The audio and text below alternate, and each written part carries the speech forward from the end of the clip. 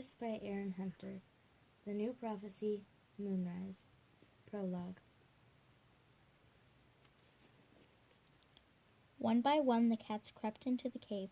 Their fur was streaked with mud and their eyes stretched wide with fear, reflecting the cold moonlight that filtered through a crack in the roof. They crouched low with their bellies close to the ground, their gazes flickering from side to side as if they expected to see danger lurking in the shadows. The glimmer of moonlight was caught in pools of water on the cave floor. It lit up a forest of pointed stones, some rising from the ground and others hanging from the cave roof. Some of the stones joined in the middle to form slender trees of gleaming white rock. Wind gusted through them, ruffling the cat's fur. The air smelled damp and clean, and was filled with the distant roar of falling water. A cat stepped out from behind one of the pointed stones. He was long-bodied, with lean, muscular limbs, and his pelt was completely covered in mud that had dried into spikes, so that he looked like a cat carved in stone. Welcome, he meowed in a rasping voice. Moonlight lies on the water. It's time for a telling, according to the laws of the tribe of endless hunting. One of the cats stepped forward, dipping his head to the mud-covered cat.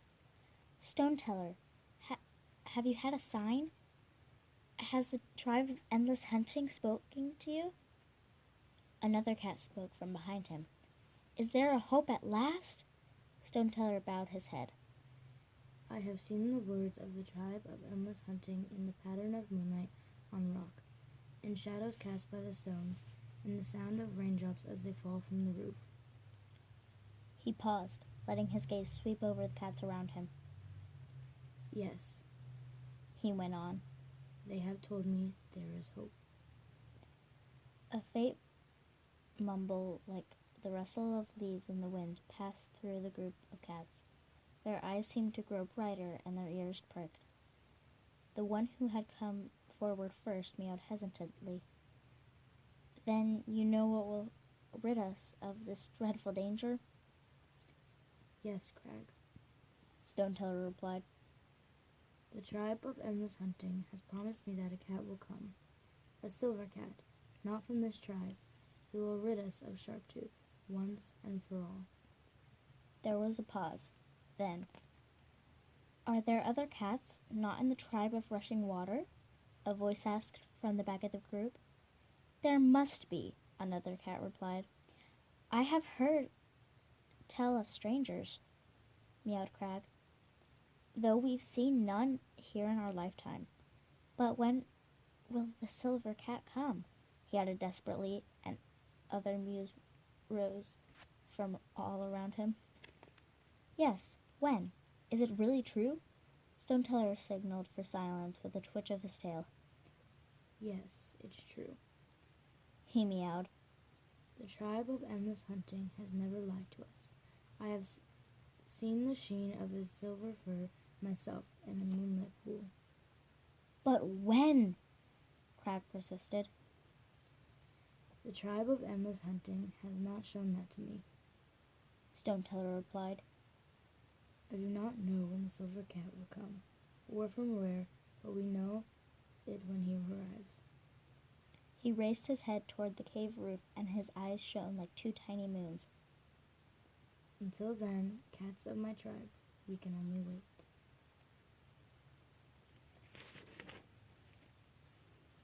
Chapter 1. Stormfur opened his eyes, blinking away sleep, and struggled to remember where he was. Instead of his nest of reeds in the River Clan camp, he was lying curled in a dry, crunchy bracken. Above his head was the earth roof of a cave, crisscrossed with tangled roots. He could hear a rhythmic, roaring sound faintly in the distance. At first it puzzled him. Then he remembered how close they were to the sun-drowned water, washing endlessly to the edge of the land. He flinched as a vision burst into his mind of how he and Brambleclaw had struggled in the water for their lives. He spat, still tasting the salty tang at the back of his throat. At home in RiverClan, he was used to water. His was the only clan that could swim comfortably in the river, that ran through the forest. But not this surging, salty, pushing and pulling water, too strong even for a river clan cat to swim safely. Other memories came rushing back. StarClan had sent cats from each of the 4 clans on a long, dangerous journey to hear what Midnight had to tell them. They had fought their way across the unknown territory through two-leg nests, facing attacks from dogs and rats, to make the last incredible discovery that Midnight was a badger. Stormfur felt ice creeping along his limbs as he recalled Midnight's dreadful message. 2 legs were destroying the forest to make a new thunderpath. All the clans would have to leave, and it was the task of StarClan's chosen cats to warn them and lead them to a new home. Stormfur sat up and looked around the cave. Faint light filtered down the tunnel that led out onto the cliff top, along with a gentle current of fresh air that carried the scent of salt water. Midnight the badger was nowhere to be seen. Close beside Stormfur, his sister, Feathertail, was sleeping, her tail curled over her nose. Just beyond her was Tawnypelt, the fierce Shadow Clan warrior. Stormfur was relieved to see that she was resting quietly, as if that rat bite she had suffered in the two-leg place was troubling her less. Midnight's store of herbs had yielded something to soothe the infection and help her sleep.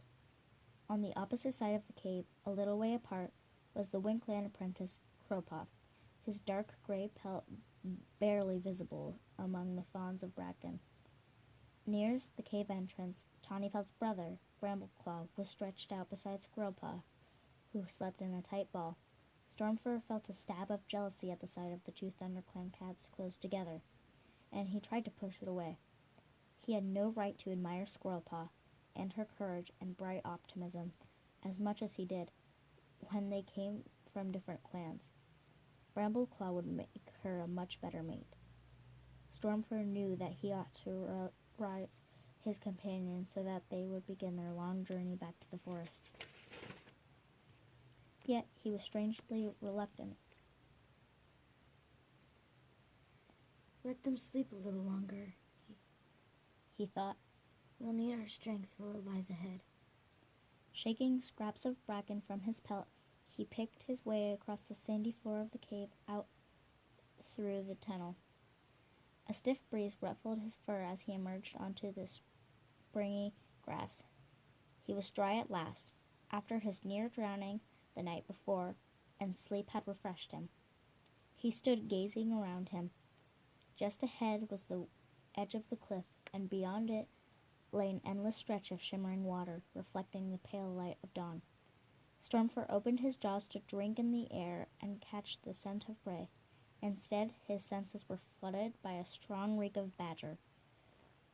He caught sight of Midnight sitting on the highest point of the cliff, her small, bright eyes fixed on the fading stars in the sky behind her. On the far side of the moorland, a strip of creamy light showed where the sun would rise. Stormfur padded over, dipping his head respectfully before sitting beside her. Good morning, Grey Warrior. Midnight's voice rumbled in welcome. Sleep you have enough? Yes. Thanks, Midnight. Stormfur still found it strange to be exchanging friendly greetings with her when badgers had always been deadly enemies to warrior clans. Yet Midnight was no ordinary badger. She seemed closer to StarClan than any warrior, except for perhaps the medicine cats. She had traveled far and somehow had found the wisdom to foretell the future. Stormfur gave her a sidelong glance to see her eyes still fixed on the remaining stars in the sky. Can you really read the signs there from StarClan? He asked curiously, half hoping that that her terrible predictions from the night before would vanish in the light of morning. Much is to be read everywhere, The badger replied. In stars, in running water, in flash of light on waves. Whole world speaks, if ears are open to listen. I must be deaf then. Stormfur meowed. The future seems dark to me. Not so, Grey Warrior. Rasped Midnight. See, She pointed her snout across the sun-drowned water to where a single warrior of StarClan still shone brightly just above the horizon. StarClan has seen our meeting. Pleased they are, and hope they will give dark days coming. Stormfur gazed up at the brilliant point of light and let out a faint sigh. He was no medicine cat, accustomed to sharing tongues with their warrior ancestors. His task was to offer his strength and skill in service of his clan, and now, it seemed, of all the forest cats. Midnight had made it clear that each and every clan would be destroyed if they could not ignore the ancient boundaries and work together for once. Midnight, when we go home. His question was never finished. A yowl interrupted him, and he turned to see Squirrel Paw burst out into the tunnel that led down to the badger's set. She stood in the entrance, and her dark ginger fur fluffed up and her ears pricked. "I'm starving," she announced. "Where's the prey around here?"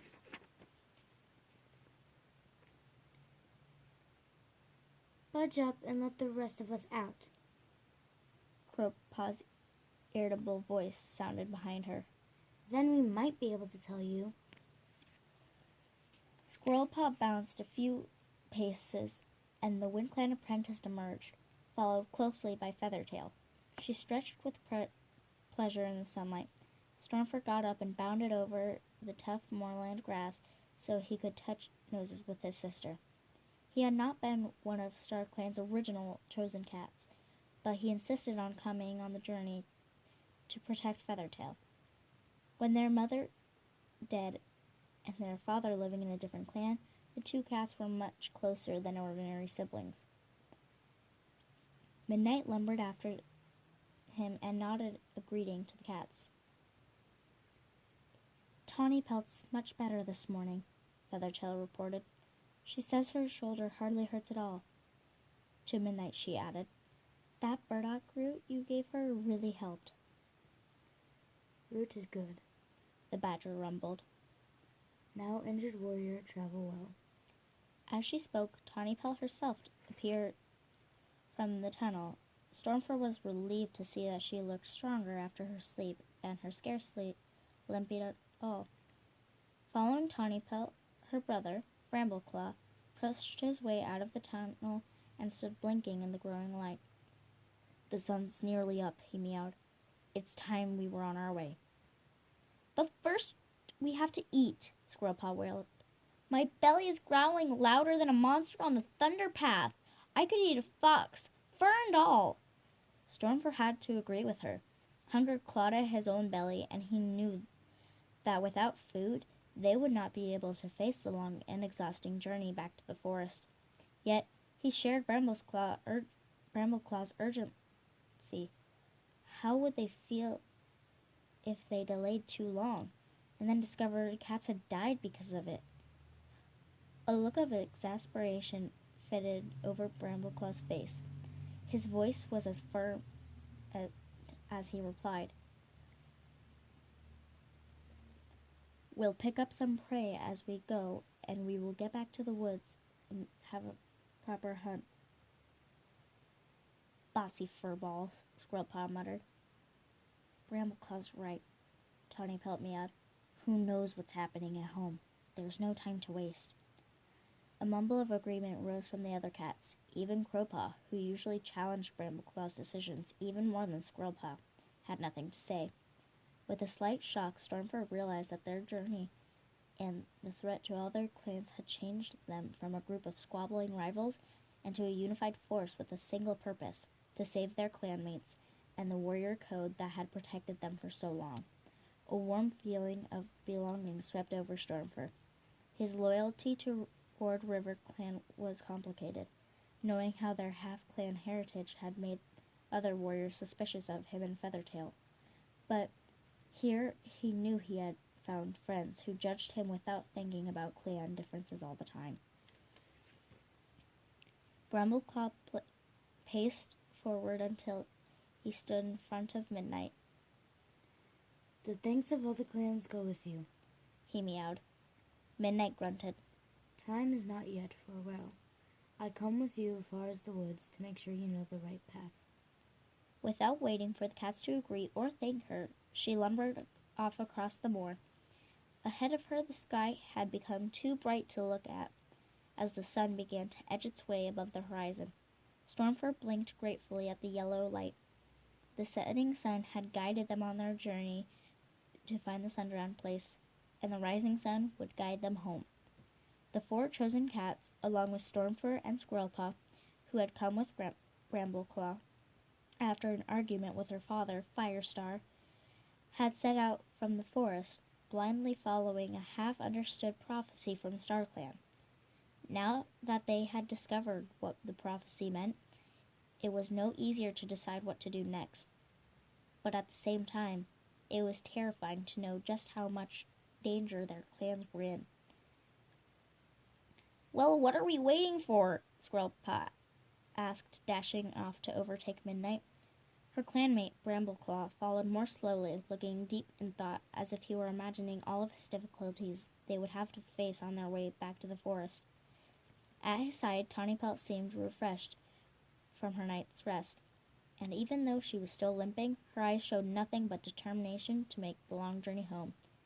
Feathertail trotted with her tail up, clearly enjoying the bright morning, while Crowpaw loped along beside her, keeping his ears pricked and his muscles tense, as if they were anticipating trouble. Stormfur, bringing up the rear, breathed a swift prayer to StarClan. "Guide our paws and bring us all safely home." As the sun climbed higher, the sky became a deep, clear blue, dotted with fluffy scraps of cloud. The weather was warm and kind for so late in leaf-fall. A breeze swept over the grass, and Stormfur's mouth watered as he got the scent of rabbit. Out of the corner of his eye, he spotted a white tail bobbing as the rabbit vanished over the crest of a gentle slope. Instantly, Crowpaw dashed after it. "Wait, where are you going?" Brambleclaw called after him, but the WindClan apprentice was gone. The tabby warrior's tail lashed irritably.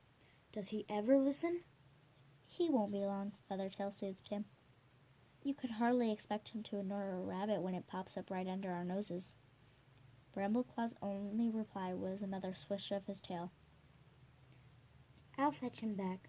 Stormfur meowed, bunching his muscles to spring in pursuit. Before he could move, the dark gray apprentice reappeared at the top of the rise. He was dragging the rabbit with him. It was almost as big as he was. "Here." He meowed ungraciously as he dumped it on the ground. "That didn't take long, did it? I suppose we're allowed to stop and eat it." "Of course," Brambleclaw replied. "Sorry, Crowpaw.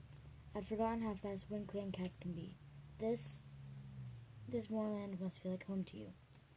Crowpaw acknowledged his apology with a curt nod, as if all 6 cats crowded the fresh kill. Stormfur stopped short when he noticed a gleam of admiration in Feathertail's eyes. Surely his sister couldn't be interested in Crowpaw. All he ever did was argue and push himself forward as if he were already a warrior, a cat from another clan, and an apprentice at that. He had no right to start padding after Feathertail. And whatever did Feathertail see in him? Didn't she know the problems of this sort of thing could cause? Hadn't she learned that from their own parents? Then Stormfur's gaze slid across to Squirrelpaw.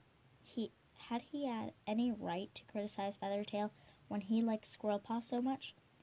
But then he told himself any cat would like the brave, intelligent ThunderClan apprentice, and he knew better than to start saying something with a cat from another clan when they couldn't possibly have a future together. Stormfur sighed and began gulping his share of the rabbit. He hoped he was imagining things. After all, any cat might admire Crowpaw's speed in catching them prey while they were all hungry. Surely that was all Feathertail was feeling. While the cats ate, Midnight waited a few paces away.